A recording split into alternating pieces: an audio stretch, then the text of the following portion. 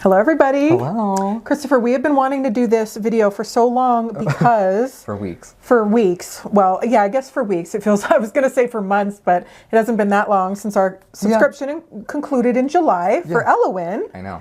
But this season for Ellowyne was such a beautiful experience for both of us. Yeah. Ellowyne's first season it came on fast. We had so much fun. It was her first season. We did incredible things. But her second season really had a lot of special moments. Yeah.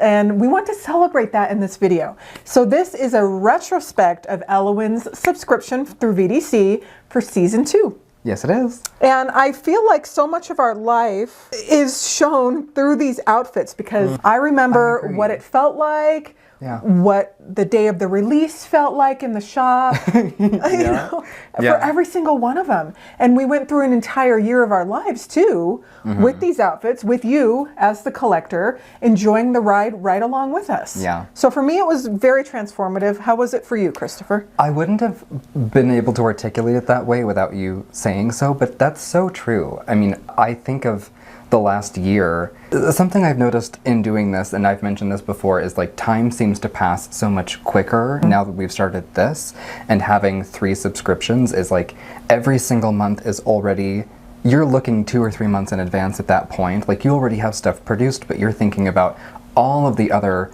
intricate pieces that are involved in creating the box and in creating the experience. And so I think back on, you know, my own personal life and the calendar year and like what was coinciding at the time with the projects. And I wonder if the audience doesn't feel the same way, that you think about your calendar year, if you think about like the month of April and maybe what box came out that month and like the memories you have associated with it. Yep. I see a lot of that reflected in this sort of chronologically, and I have distinct memories of how some box unveilings felt the day of, and the reception, and it's such a thrill. This season we had more time.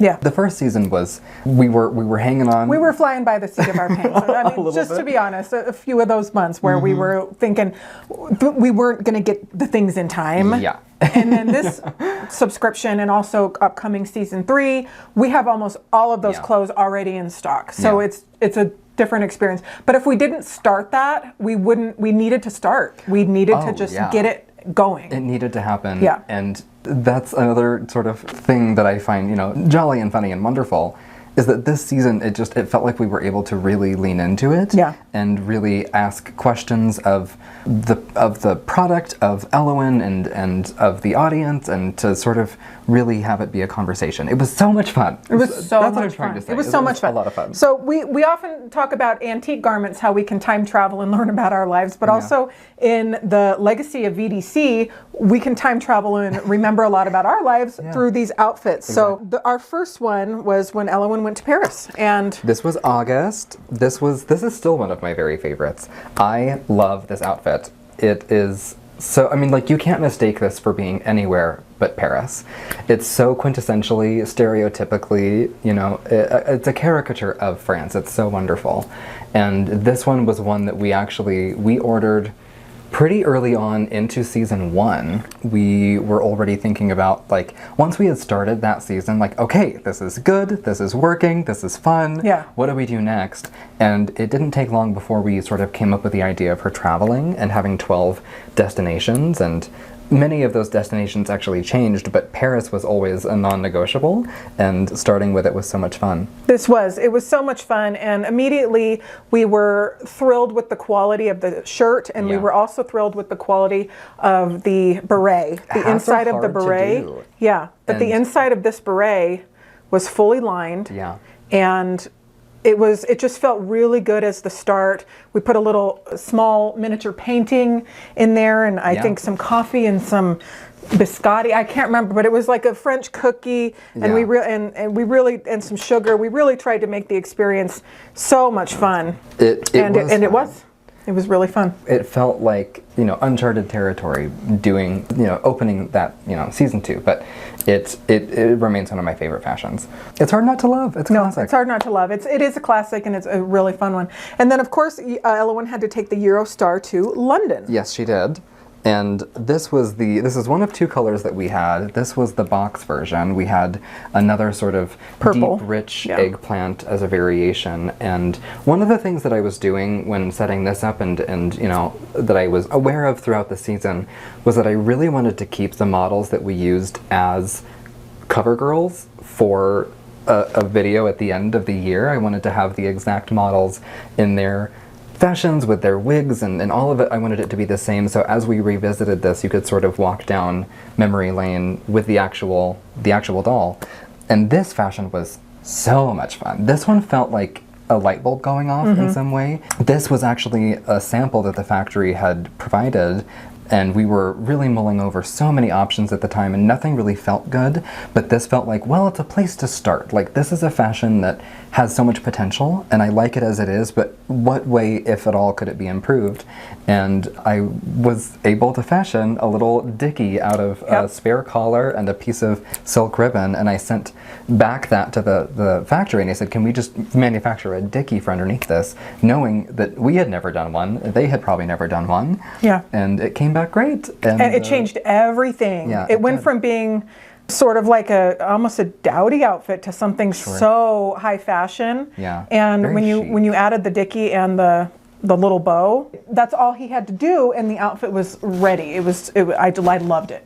I immediately loved it. Yeah. And I love both versions. Yeah, a lot of people out there have both colors, but this is such a fun one. It's fully lined. I love how cliche it is, because it's kind of like sitting in a fancy London. Like, if I went to London last year, but I would never wear something like that in London. Sure. But it does feel like it would be. Right. British. If you were in a movie and you were going to London. Yeah. And Ellowyne is sort of always in her own movie, I think. Yes. And I like that we were able to do flats with it. I mean, Ellowyne almost never wears a flat. She's made to wear heels. So the accessories being these fun little bow earrings and the shoe. I really loved the way this one came together. Yeah. And the colors of this and the purple are they're so beautiful. So if you were subscribed for this season, you were, many treats. Many treats. So the next stop on Ellowyne's list is she went to Where Belgium. Did she go? She went to Belgium as a chocolatier. Yeah, this was October. She was making chocolates for October.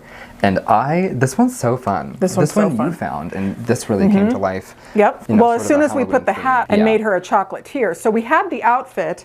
We knew we wanted to put it in the season, but then we had to decide where she's going to go. Where is this appropriate? Sometimes we created outfits based on where we wanted them to go. So that was fun too. But this made total sense after we sent a picture of a Lindor truffle chocolatier guy. Yeah. And our factory did a wonderful job making this outfit. And then we had the blue version that was the blueberry bonbons. And both were just darling. It still feels like a really great way to nod to autumn and to nod to like the palette of spooky season without being sort of a classic costume. Yeah, exactly.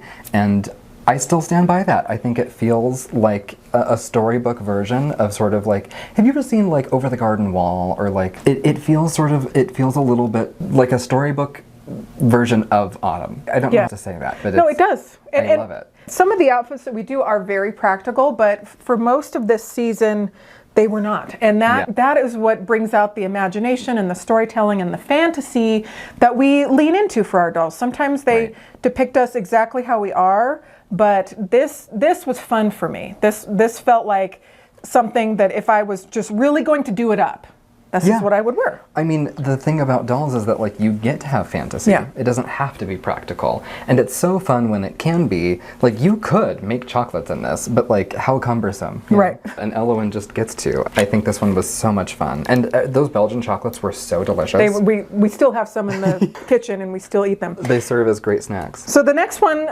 this one actually, for some reason, and I've learned a lot through just how I worry about things and how not to worry so much. But November, I thought, do you remember my levels of anxiety that morning? You were ready for like an asteroid to hit the surface of the earth. That's how I felt coming into work. I lasted the whole day at work, but until we had the reveal, I thought that the community was not going to like Copenhagen cool. I know. Can you imagine? Can you imagine? And it's probably in... Well, and it's an outfit that you selected. Yeah, it's something that you this found was a reference for. That you fell in D love actually with. found the reference. Okay. I fell in love with it. I thought that it was so beautifully made. It was very expensive. I thought it was so chic. I loved it. But that morning, because Christopher, he actually came into work and the first thing he said was what's the matter? Like, because he knew. And then we launched it and we actually had 100 extra boxes because I had over-ordered it because I thought everyone was going to love it so much. And the extra boxes sold out within 20 minutes. Yeah. And everyone loved it. It's a... Copenhagen cool is amazing. But this feels like a classic. why did I do that to myself? Well, anxiety is a hard... It is. thing to make sense of. Especially when you're launching something that hundreds of people are going to receive the same thing. Right. And we want everyone to love it every time. And so now I learned that not everyone's going to love everything. Right. We didn't get one person that didn't love Copenhagen cool. And that's just how it is. Yeah. And that's part of the risk and also the thrill that you take signing up for a subscription that's a surprise every month. I think it's a lesson in maybe being open-minded. Yeah. Right? Like, we try to keep clear parameters around what your expectations could be, but also that, like, you might get something that feels unexpected for you and that you actually really like simply because you have been, exposed to it, maybe. Given the opportunity to partake in it with everyone else, and that sort of community element makes such a difference. But I think this one is classically Ellowyne in so many ways. It feels very contemporary. It feels like looking forward for Ellowyne. Mm-hmm. It makes sense for her, but it also feels fresh and invigorated and like she's looking to the future. And it's the perfect doll. You picked the perfect doll with that hairstyle and the way that you styled the hair and the photography. That is so much that goes into it too, is the way we market it and present it as well. The styling is as important as the clothes. Yeah.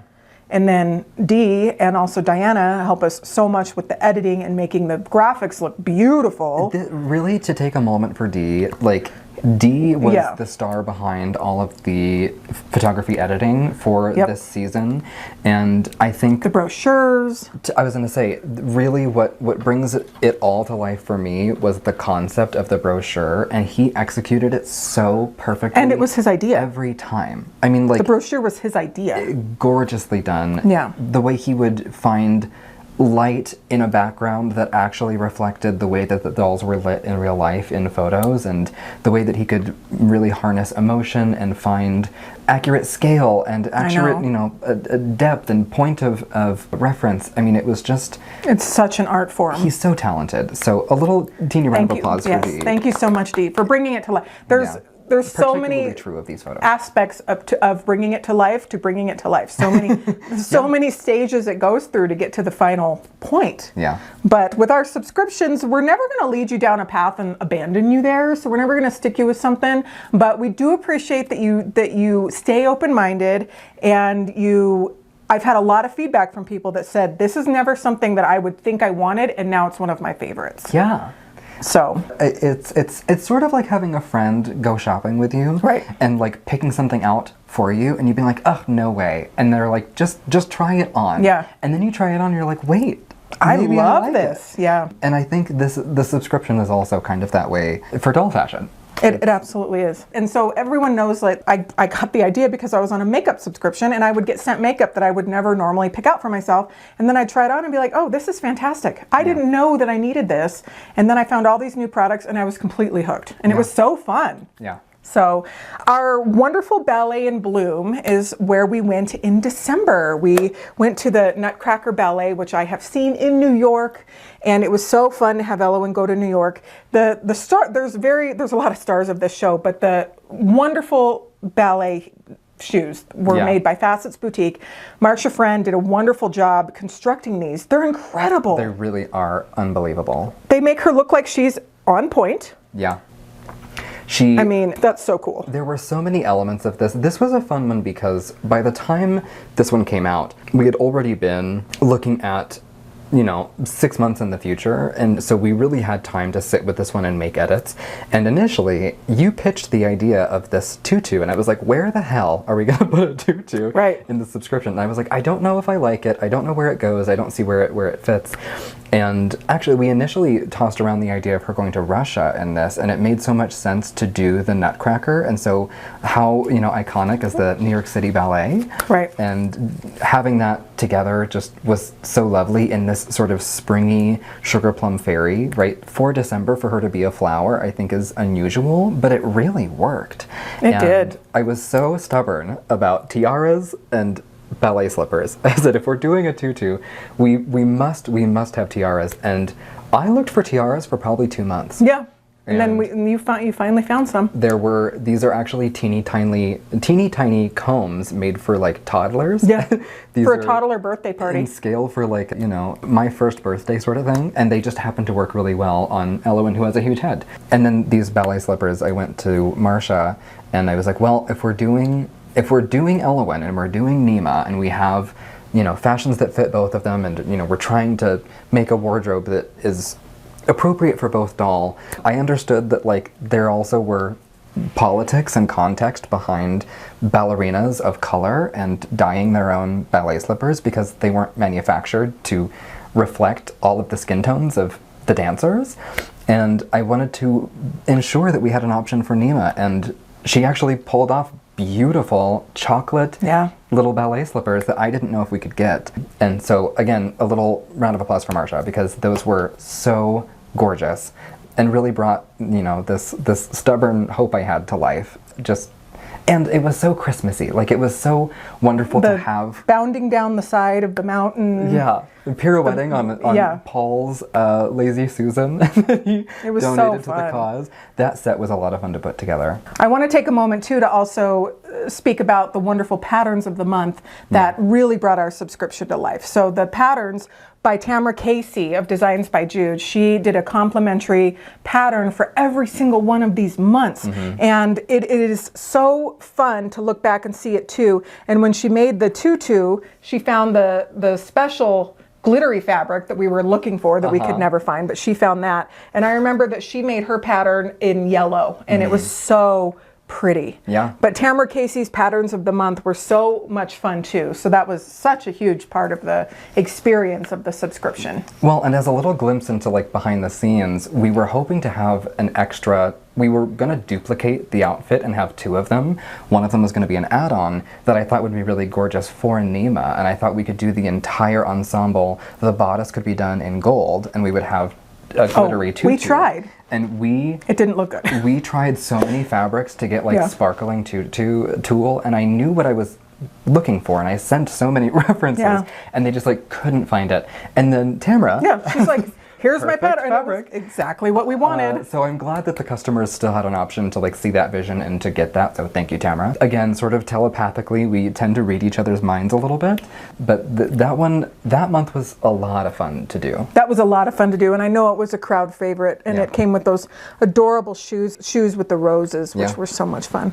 So in January, we had a wonderful party. This is such a fun party dress. A little trip to Dubai. And the hair, I love how you styled her. Thank you. This one, I think, is one of my favorites. This one, this is actually, we referenced a Paco Rabanne dress for this, and I was so thrilled that they were able to achieve the vision that I had for, sequins and silhouette and shape. And actually, we had custom shoes made for this outfit that you found, and I think that reference really translates so well to doll scale. I remember finding these and sending them to the factory and thinking these are going to look so ridiculous, but they didn't. I loved them. They're really fun. I remember shooting this. It was a really long day, and we needed photos. Like the next day. Yeah. And I remember looking at the security cameras being like, did they glitch, or is he still there? Because I think you were there until like 7 o'clock. I stayed really late, and I was turning on like disco records. I had like Donna Summer playing. So I was like, I need to like feel this photo. I want to really feel the party of this photo. And so I wanted to achieve the effect of wind blowing and her sort of like traipsing through this like really glamorous city. And I stayed for like 3 hours listening to RuPaul and shooting this, and it was so much fun. I still think about that. So much like, fun. Every time I see these photos, I think of that photo shoot. And I love these like little firework earrings. These are just really kind of little cheap pom-poms, like craft pom-poms that we were able to put on a chain. And again, I think everyone really loved this outfit. The scale of sequins can be really hard to achieve. Yeah. And that one just turned out really well. It's so fun. I think you can never really go wrong with sequins, and silver is so classic. Oh yeah. Silver's kind of a neutral. Oh yeah. You know? Absolutely. I loved that one. And that brings us to February. So this was another one that I found the reference for online when I was looking for fabulous outfits. Our friend Lucy actually said that she really wanted a flamenco dress. Flamenco. And she really wanted it. And so, you know, Lucy's been such a good friend and a good customer of the shop, and it stuck with me for a while because she had been asking for a long time. But I thought that this would be beautiful on Ellowyne, and when we got the sample back, we made 0 edits. It came back perfectly. Yeah. I mean, I think we just produced it. Similarly to sequins, beading can be really difficult to do in scale, and I think this was such a job well done on the part of the factory. I love the one shoulder. I love the multiple, you know, opportunities for leg exposure, and the ruffle is so pretty. I mean, this one really is, it's such a vision. Red is sometimes a commitment, and I think this one really is, it's va-va-voom red, you know, there's no mistaking, she's the main character. And when we, you know, decided that it would be flamenco, I was like, well, the thing that to me would really communicate what this is would be roses in the hair. Yeah, and we were able to get teeny tiny little clips and get roses on them. Our factory actually made those, so sometimes we can find something online and get lucky and buy it in bulk, but most of the time not. Yeah. And we have to have things made. And they made that and the earrings. Yeah, they did a great job. She just feels the main character energy radiating off of her. You know, one of my favorites for sure. And as we go through and as we've been going through, I know we've been seeing the comments, but please let us know which ones are your favorites. I know it's very hard to choose, but I know some of them are more favorites than others for everybody. So this one is one that I was not afraid of what everyone would think with this one, but we had done a couple beach collections and sometimes they just don't land as well as high fashion. And I was a little worried about this one, even though it was so incredibly beautifully made by Ruby Red Galleria. Who always Believe it or not, this was one of our most expensive outfits of the season because of the fabric and the way it was made. It's just beautifully made, but it ended up being a hit, and I really loved ruffles in Rio. I do love this one. This is one that, again, we found, I think, in the middle of season 1, and I was like, I think this would be so fun to produce, and it came back different than we expected, and at first it was like, well, I don't know, how can we make this as strong as possible? And we ended up making a separate bikini and swim set to go underneath it. Because it is sort of transparent, it's made to be resort wear. And initially, I mean, like I was saying, so many of those destinations at first I thought might have been somewhere else.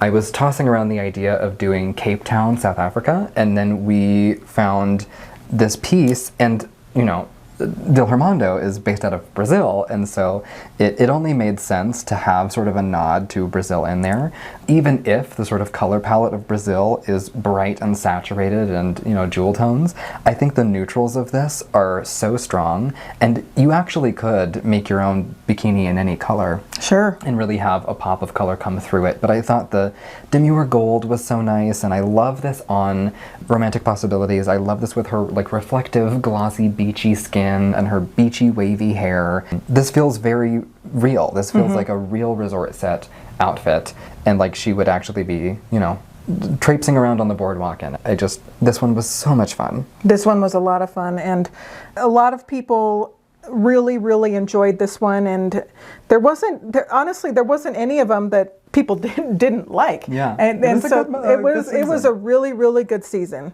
So in April, this one I actually felt really good about. The only time I ever had a breakdown was really with Copenhagen Cool, and you would think I would have it with this one if I was going to have it with anything. I'll contest that a little bit. I'll contest that just a smidge. I had to win you over the course of like 6 months. Yeah. But because this was a risk. Oh, for sure. I mean, this is the color you chose for the jacket. I know. my soul left my body when he said that that's what he wanted to do. I've said this story so many times and I won't repeat it again, but I found this Gucci jacket and I found these pants and I was like, well, if we're going to Rome, if we're going to Milan, if we're going to Italy, I've been to Italy once before and I remember being so captivated by the people that were passionate about their fashion and how sincerely that translated. If you were running around in, you know, any sort of part of Milan where people are serious about couture, they're not wearing flip-flops, you know what I mean? And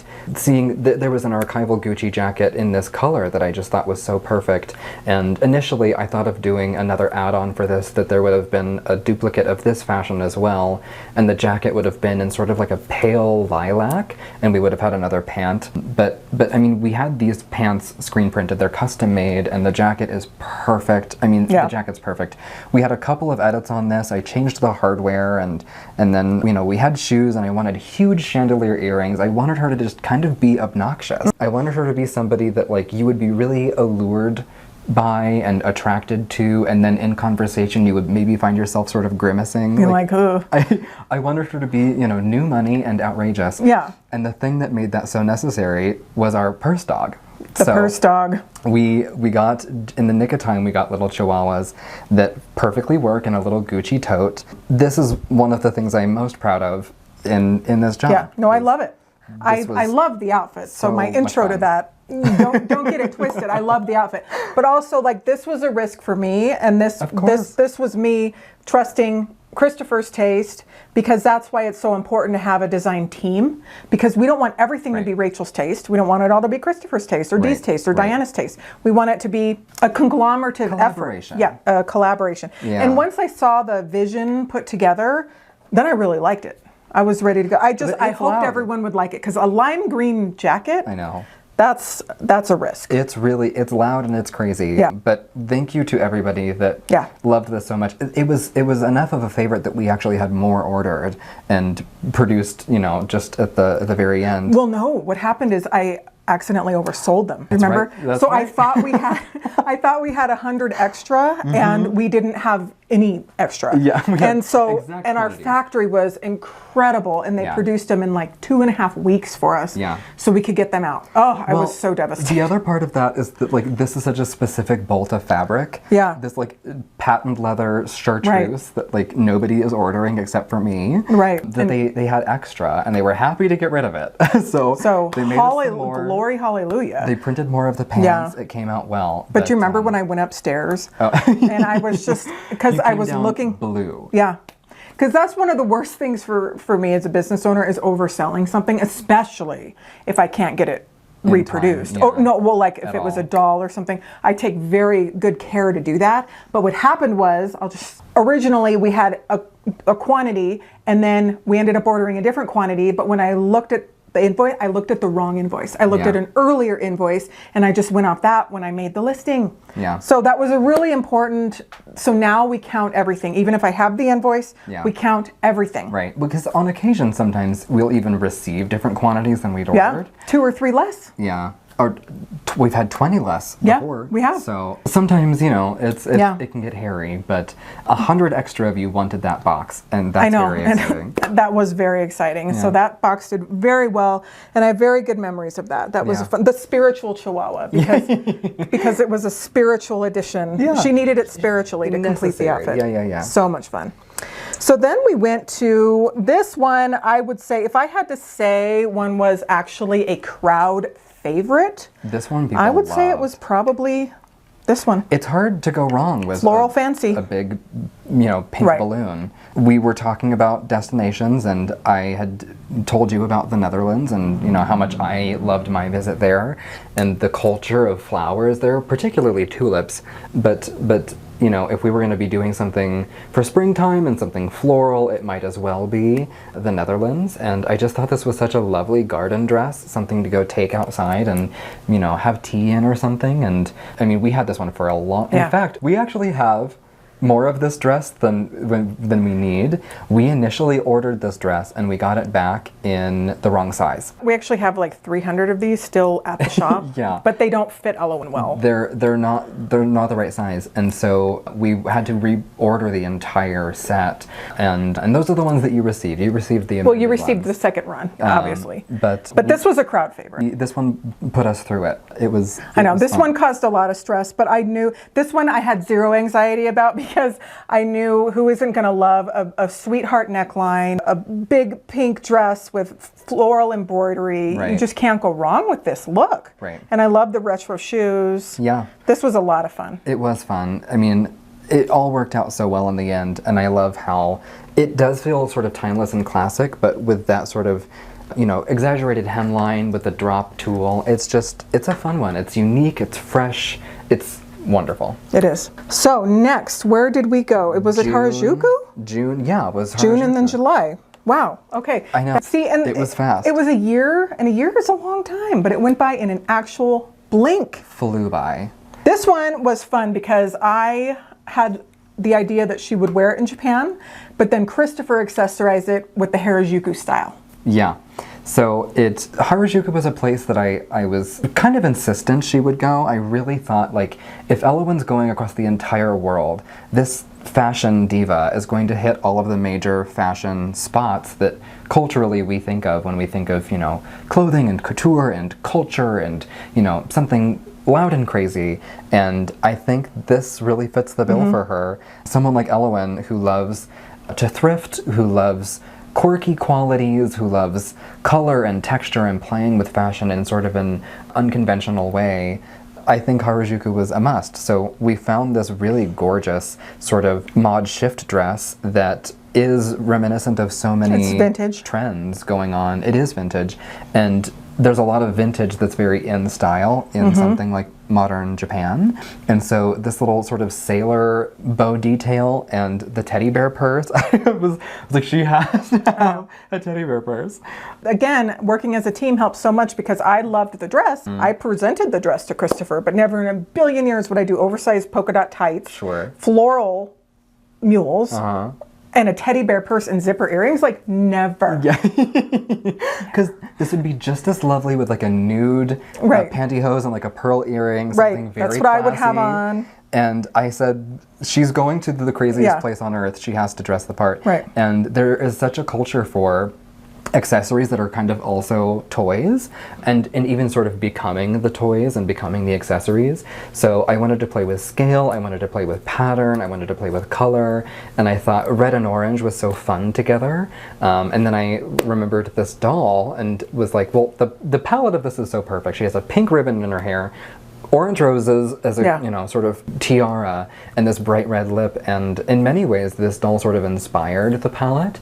To Robert, I am grateful, but I know this one was kooky, and this one took a lot of time too. We really deliberated on this, but I love the way this came out, and the other color variation in that pink and purple is there was only so pretty. 75 of those, so if you have the other color variation, that's a very rare one. Yeah, hard to find. Hard to find. And then I just can't believe it's over. I know, already the end. I know, because it was such a journey, but then it did go so fast, and I was absolutely not ready for it to end. I did not want it to end. I was not relieved for it to end. I wanted to keep going. Yeah. It was so much fun. It was one of the most rewarding and exciting and fun and challenging and stimulating things I've ever professionally been a part of. Yeah. And this outfit, I think, was such a perfect closer for all of that, right? Like this project that had suddenly become so important personally and as a business, this felt like the little cherry on top, and I know it's one of your favorites as well. I love this one. I mean, it's beautiful. It's so gorgeous. Again, beautifully done. This pinstripe moment is fully lined and gorgeous. The jacket is, the vest is. You've got these Oxfords that I just thought are so gorgeous. And the purple version is fantastic as well. Yeah. Both versions were just so beautiful, very high fashion. This was, again, a reference that Dee sent to me of new and cutting edge fashion that's straight off the runway from couture places, from couture brands. And this was one that I sent to the factory and thought, oh, you know, I don't know if they're going to be able to nail this, because the bustier is, you know, it's not easy. And the factory nailed it. They did a wonderful job. One of the things we were talking about as we were doing this is like, how in the world do you punctuate a you know, global visit? You know, you're touring the entire world. How do you end that? And like, how do you wrap that up? And one of the things that I really liked that we did from season 1 was we ended that subscription with her sort of on a cliffhanger. She was a flight attendant and she was going to go travel the world. And LO Air took us into season 2 and was able to express to the audience like what we were doing and where we were going. And I wanted to sort of recreate that a little bit if we could. So this was Ellowyne's trip back home to San Francisco. Yeah. What would she be wearing when she could be home and relaxed and fashionable, but maybe dialed back a little bit and feeling in her element? To do our intro to season 3, which is going to be 12 months of her exploring her home. She'll be staying at home for a whole 12 months, and we're going to be seeing that through the lens of a new variation on a familiar face. We've seen Sybil, and Sybil's actually here. We do have Sybil here. In the shop, which is very exciting. So I think as a way to sort of usher in the next season, to like appropriately close out this one, to celebrate it, this was such a perfect choice. And I think what we have in store for season 3 is some of the coolest, I mean, like this, again, I'm so proud of this, but some of the coolest stuff we have ever been able to do is still on its way. So when we create something, it's not like we're always trying to top ourselves, because if you have that mindset, then it becomes like so stressful, because I am so proud of the very first outfits the Virtual Doll Convention put out that were sewn by home sewers that were friends of Linda's. Yeah. And they were all homemade, super simple, and I am so proud of those. And then the first subscriptions and everything we have done, we have grown, but everything we have put out had so much heart and so much thought and so much love behind it. And that in itself it's the essence of doll collecting, because we can look at a doll that might look like a raggedy old Raggedy Ann and understand the heart and the love and what it represents. Right. So yes, we have incredible things coming. So many amazing things. We have shown a couple of sneak peeks. We will share some more sneak peeks as we launch season 3. We'll do like a whole sneak peek video. Of course. I think as a collector of Ellowyne, if you're looking for things that fill holes in your collection, I think we've got you covered. I think what we're doing with this one explores the character of Ellowyne, and I think it looks back on and sort of studies and pays homage to her, what will next year be 20 years of Ellowyne. Yeah. While also, similar to Copenhagen Cool, like honing that and really finding that mold and then creating that in a new way that like looks to the future and looks to tomorrow for Ellowyne. I think of us as being sort of the torch carriers for her in some way, and it's a great honor, and I want to do that effectively and respectfully, and respectful to Ellowyne. I think she would have things to say, you know, and I try to keep her opinion in what we're doing, you know. Respectful to Ellowyne, respectful to our customers. We never want to put something out. We know the value of $1. Yeah. We all, every single one of us here believes that $50 is a lot of money. It is. And so when you spend that on an outfit, we want you to feel like, wow, this is a good value. Yeah. I feel like I got way more than my money's worth. Plus I got a free gift. Like, you know, that makes it fun. And we don't ever want to lose that. Yeah. We don't ever want to lose that. So season 3 is going to be a blast. And if we can keep doing this, season 12, season 34 is going to be a blast. 34, as we're coming in like walkers. In walkers. Yeah. Yeah. Wouldn't that be fun though? I mean, that's like this is. If only. We'll if see. only. It would whatever the future holds. Yeah, whatever the future holds. But for now, we're focusing on the fashion and today and where we have come and where we are going, which is going to be a beautiful journey. It already has been. And thank you for celebrating season 2 Ellowyne with us in this video. Paul, thank you for filming and getting all of those boxes out. Yeah, Paul's been breaking a sweat back there. Yeah, Paul's had done multiple nights where he actually was here at midnight working on boxes to keep us on schedule and keep us going. So that comes in clutch. Paul, you did a wonderful job. So thank you, Paul. Thank you very much. Rachel, do you have a favorite from the lineup? Oh gosh, my favorite, believe it or not, my favorite is Copenhagen Cool. Yeah. But after everything I put myself through that was completely unwarranted, Copenhagen Cool is my favorite. It is so chic. Yeah. It is something that I would absolutely wear today. And that's probably why I'm drawn to it, is because I love all of them. But if I was going to say, hey, I'm going to take a trip tomorrow, this would be what I would take. Right. So Copenhagen Cool is probably my favorite. And if I had to do a top 3, what did we call your outfit? That was Extra in Italy. Extra in Italy. And I love the whole premise behind Extra in Italy. Like, Ellowyne landed in Italy. She has zero chill. And I loved the trust that I put into Christopher too, and just said, you know what? Let's order it. Instead of thinking, oh, what is everyone going to think? I just said, let's do it. Because that's how I grew. Christopher grew by creating it, but I grew because I was able to put that trust into somebody else. As a business owner, if you try to hold every single thing in the palm of your hand and control every little part, you're not going to get very far, because things will just fall out everywhere. You have to put trust into your team. And so when I did that, it helped me grow. It helped me grow. We've grown a lot. Thank you. We've grown a lot.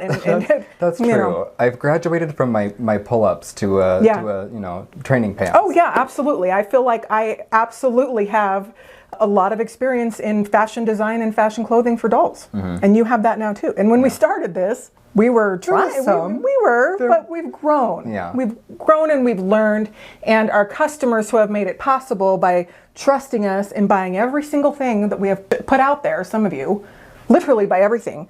We have one customer, she buys it and then she sends it back. She just likes buying it. We have an anonymous, very good friend. We love her very much. Who just loves it's just partaking. Fun. Yeah. And will just send us sweet cards and gifts. Yeah. And often will gift us back just some of the stuff. And not to resell, she gives it to us so that we can gift it to other people who have not had the opportunity to purchase it, or people that don't have the money to be buying every single thing. Just the generosity that I've seen in the doll community and with our customers is unparalleled. Yeah. The amount of just wonderful gifts and letters. And whether you're buying, it's not monetary. We receive so many beautiful cards and messages, and it just makes everything worthwhile. We could be doing jobs somewhere else, but we want to be doing this. The whole thing about dolls is community. Yeah. And I think, to risk sounding trite, we need that more than ever now. And having each other and having dolls as sort of our major glue is, first of all, hilarious. I love that dolls are the thing that bring us together. Our job is fitting a shoe on a tiny plastic foot. Yes, yeah. We laugh about it all the time. It's so silly. But it's also the pure, unbridled, sort of childlike joy and wonder. Yeah. That never leaves you if you can keep it, if you can, sort of hold on to that little joy. And dolls facilitate that very well. All of you know. So I think I just feel joyful and grateful to have this and to celebrate dolls with each other. I mean, the internet is such a great tool that I think we still get to use in the way that I think is best, and that is to make friendships. Yeah. So even if you're just watching this and here because you also love dolls, I would wager that's the most important reason. It's the most impactful reason for everybody. And if you can, join us in collecting, I mean, this is some of the coolest stuff I think we've ever been able to do. Oh, it is. It is. So whether you watch, whether you buy, we appreciate you so much. And I hope in 20 years we're still singing our song, and we're going to keep telling you how much we love you and how much we appreciate you and how much we're glad to be here in this little doll shop on Broadway that has somehow stood the test of time over almost 43 years. And and everything around us, we look out the windows, everything's changing. Yeah. Everything everywhere is changing all around us.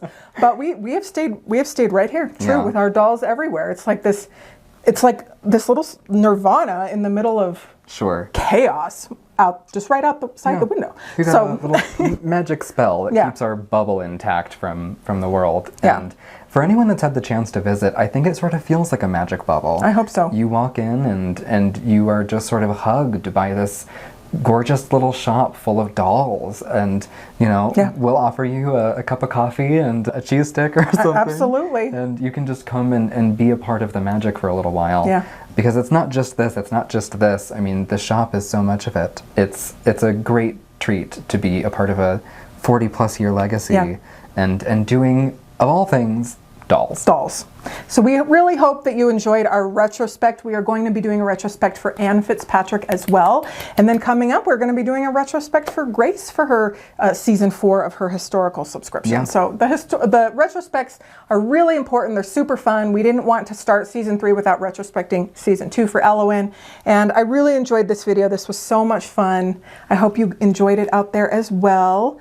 And did you have fun, Christopher? Well, of course. Yeah, that was a fun one. I get to talk about dolls and some of my favorite projects that I've ever professionally done. This is a treat. So thank you as always. Thank you as always. And stay tuned for some more, magic bubble moments stuff coming from us. Lots of magic bubble moments. It's on its way. All right. Bye. Bye.